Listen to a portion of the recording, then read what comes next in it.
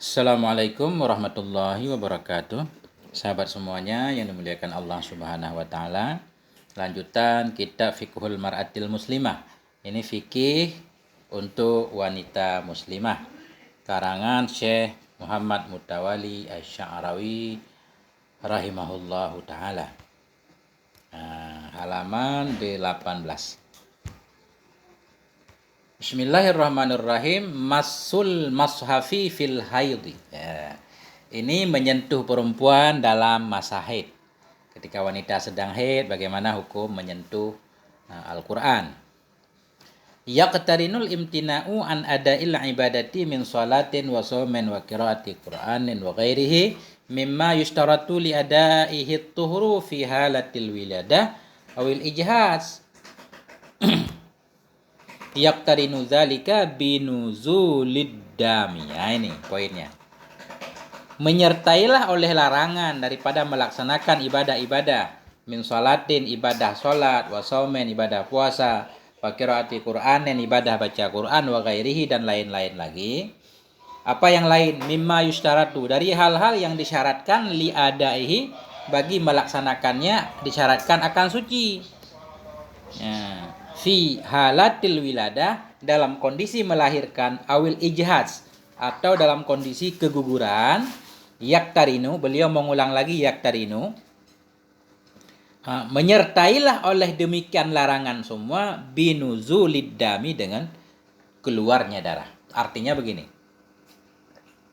terlarangnya melaksanakan ibadah bagi perempuan tadi, ibadah berupa nggak boleh sholat, nggak boleh puasa, nggak boleh baca Quran, dan lain-lain segala macam ibadah-ibadah yang untuk melaksanakannya disyaratkan harus suci.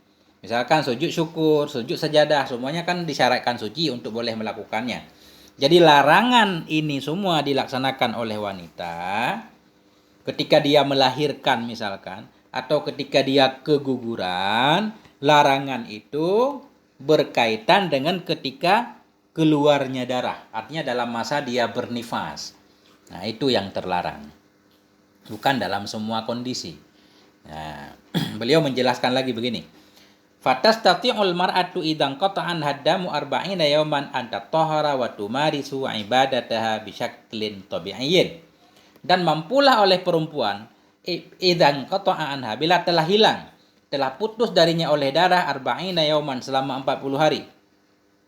Mampu seorang wanita ketika sudah berlalu darah darinya selama 40 hari, apa yang dia mampu? Anta tohara, bahwa dia bersuci kembali. Waktu marisu ibadataha, mempraktekkan ia akan ibadah-ibadahnya bisyaklin tabi'iyyin, dengan bentuk yang biasa. Sesudah lewat 40 hari keadaannya jadi normal kembali, boleh melaksanakan semua ibadah. Nah, jadi yang nggak boleh itu selama keluar darah. Nah, nifas misalkan, katakanlah kebiasaan nifas itu 40 hari. Bahkan di sini beliau mengambil pendapat paling tinggi nifas itu 40, nggak ada yang lebih dari 40. Ini beliau melanjutkan.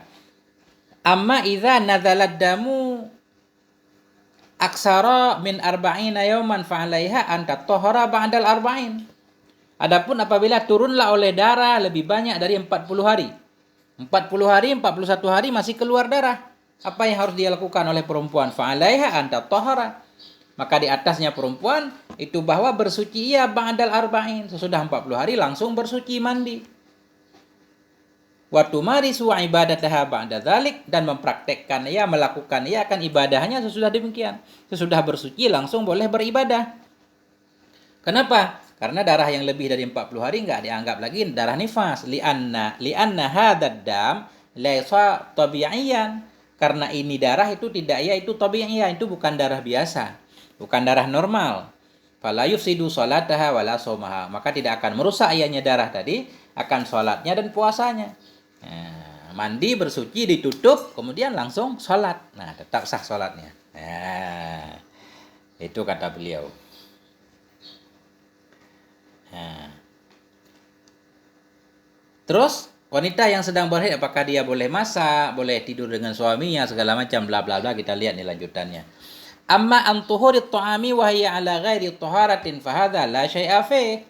Adapun tentang kesucian makanan, wahai wahia, padahal dianya perempuan tadi ala ghairi tohara, di atas keadaan tidak suci, fahadha la syai'a fi. Maka bermula ini itu tidak ada sesuatu padanya. Artinya ketika perempuan tidak dalam keadaan suci, dalam keadaan haid, masih dalam siklus menstruasi, dia tentang kesucian makanan, dia memegang makanan, memasak segala macam, ya nggak ada apa-apa, nggak ada hukumnya, boleh-boleh saja. Wa tastati'u an tu'addiya kulla wajibatihal yaumiyah bila ayyi harajin, dan mampu ianya perempuan bahwa melaksanakan ia kulla wajibatiha, akan seluruh kewajibannya yaumiyah, kewajibannya yang hari-hari, bila ayyi harajin, dengan tanpa dosa apapun. Jadi walaupun wanita dalam keadaan haid, dia boleh melakukan apapun yang pengen dia lakukan, tugas hariannya segala macam. Kenapa? Li'annal insanal mu'mina la yanjisu abadan. Karena bahwa sungguh manusia yang beriman itu tidak bernajis sejak selama-lama. Wanita itu tidak bernajis walaupun berhaid. Ya. Wa ammal istima'u ilal Qur'ani fayumkinu kadzalik. Adapun mendengarkan, adapun bermula mendengar kepada Quran, maka memungkinkan akan engkau oleh demikian. Fayumkinuki, memungkinkan akan engkau hai perempuan oleh demikian. Jadi perempuan pengen mendengarkan Quran misalkan dari radio, dari HP segala macam, biar hafalannya nggak lupa, ya silakan, nggak apa-apa. Karena yang terlarang itu bukan mendengarkan Quran, cuma membaca Quran doang. Walakin al-mamnu huwa imsakul mashafis syarif au qiraatil Quran. Tetapi bermula yang terlarang itu dianya yang terlarang itu imsakul mashafis syarif. Itu memegang Al-Quran yang mulia. Ini kalau dalam HP nggak apa-apa. Karena dalam HP itu bukan megang Quran, megang HP. Nah, jadi yang terlarang itu megang Quran dan baca Quran. Begitu, mudah banget nih hukum. Coba kita lihat tambahannya ini. Dzikrullahi ta'ala wa syuhudi salatil ain. Bagaimana wanita yang sedang haid, apakah boleh berzikir kepada Allah? Nah, boleh dia datang menghadiri salat hari raya misalkan. Ini. Fala haraja 'alal mar'atil muslimah fi fatrati haidhiha min dzikrillahi ta'ala wad du'a wat tasbih wat takbir wat tahlil wat tahmid. Tidak ada dosa kepada wanita muslimah dalam masa haidnya daripada mengingat Allah. Boleh dalam masa haid wanita banyak berzikir kepada Allah, wad du'a berdoa, wat tasbih bertasbih, wat takbir bertakbir, wat tahlil membaca tahlil, la ilaha illallah, wat tahmid alhamdulillah. Silakan saja, yang enggak boleh baca Quran doang. Dalilnya taqulus sahabiyatu Ummu Atiyah, berkatalah oleh sahabiyah, seorang sahabat wanita, yaitu Ummu Atiyah radhiyallahu anha, apa kata beliau? Kunna nu'maru ayyakhrujal huyyadu wa yukabbirna bitakbirihim wa yad'uwanna wa ya'tadilannal musalla. Adalah kami itu nu'mar, kami diperintahkan ayyakhrujal huyyad, bahwa keluarlah oleh wanita-wanita yang haid. Ini ceritanya pada hari lebaran. Kata Ummu Atiyah, kami diperintahkan oleh Rasul supaya semua wanita haid keluar. Fayukabbirna bitakbirihin. Maka bertakbirlah para wanita semuanya dengan takbir mereka laki-laki. Laki-laki takbir hari raya, wanita juga bertakbir. Wa yad'uwanna, berdoa oleh mereka. Para perempuan berdoa, wa ya'tadilannal musalla, kemudian sudah selesai semuanya baru meninggalkan tempat sholat. Artinya boleh wanita keluar menuju tempat sholat lebaran. Wa fi riwayatin ukhra, dalam riwayat yang lain bunyinya, qalat, berkata ianya Ummi Atiyah. Apa kata Ummu Atiyah? Kunna nu'maru an nakhruja yaumal ain. Adalah kami diperintahkan supaya kami keluar pada hari Ain, hari lebaran, kami keluar semua ke lapangan. Hatta yakhrujal bikru min khadriha, hingga keluarlah oleh para perawan dari sarangnya. Istilahnya sarangnya maksudnya dari tempatnya kan. Biasanya perawan itu dipingit dalam rumah, sekarang keluar semuanya lebaran. Wa hatta nukhrijal huyyad fayakunna khalfan nas, hingga nukhrija, kami keluarkan akan semua wanita-wanita yang haid, anak-anak kami, saudari kami keluarkan semuanya walaupun sedang haid. Fayakunna, maka adalah mereka itu khalfan nas, mereka semuanya di belakang manusia, maksudnya di belakang para laki-laki. Fayukabbirna bitakbirihim, maka bertakbirlah mereka para wanita dengan sebab takbir mereka para laki-laki. Laki-laki bertakbir, wanita bertakbir.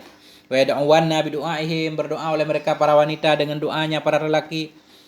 Yarjuwanna barakata dzalikal yaumi wa tuhratih, mengharapkan oleh mereka wanita akan keberkatan hari itu dan akan kesuciannya. Semua mengharapkan kebaikan hari lebaran. Hadisun sahihun, hadis sahih akhrajahul Bukhari.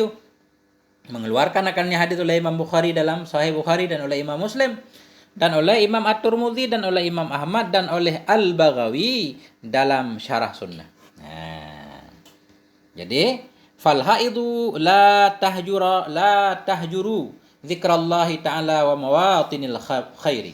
Jadi maka bermula perempuan yang haid itu tidak meninggalkan, ia akan mengingat Allah dalam keadaan haid, tetap mengingat Allah wa mawatinil khairi. Tidak meninggalkan, ia akan tempat-tempat kebaikan misalkan. Wa majalisal ilmi, majelis-majelis ilmu. Silakan datang kalau ada majelis ilmu, ada kajian, ada acara-acara yang baik-baik, silakan datang. Yang enggak boleh apa? Illa annaha la taqra'ul Qur'an. Cuma bahwa sungguhnya perempuan yang haid itu cuma enggak boleh baca Quran doang. Dengar boleh. Wala tadkhulul masjid, dan dua, dia enggak boleh baca Quran dan enggak masuk masjid.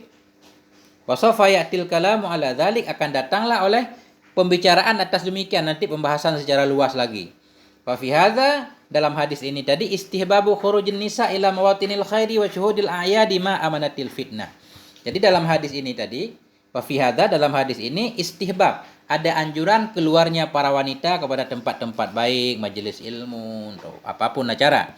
Wa syuhudil a'yad, wanita dianjurkan keluar untuk ikut salat, bukan ikut salat, ikut kepada melaksanakan salat Idul Fitri atau Idul Adha, tapi wanita enggak salat, duduk mendengarkan ceramah.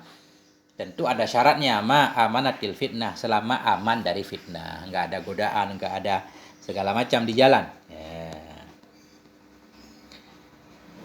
Walitamamil faedah nadhkuru ahamma ma yalzimul mar'atil muslimah ma'rifataha fi hadzal bab. Untuk kesempurnaan faedah, kami akan menyebutkan hal-hal yang paling penting diketahui oleh wanita ketika wanita sedang haid. Ini nanti kita lanjutkan di selanjutnya. Artinya apa yang boleh dilakukan oleh perempuan terhadap suaminya atau suami terhadap istrinya ketika istrinya dalam keadaan tidak suci. Sampai di sini dulu. Semoga ada manfaatnya. Walhamdulillahirabbil alamin wal afwa minkum. Wassalamualaikum warahmatullahi wabarakatuh.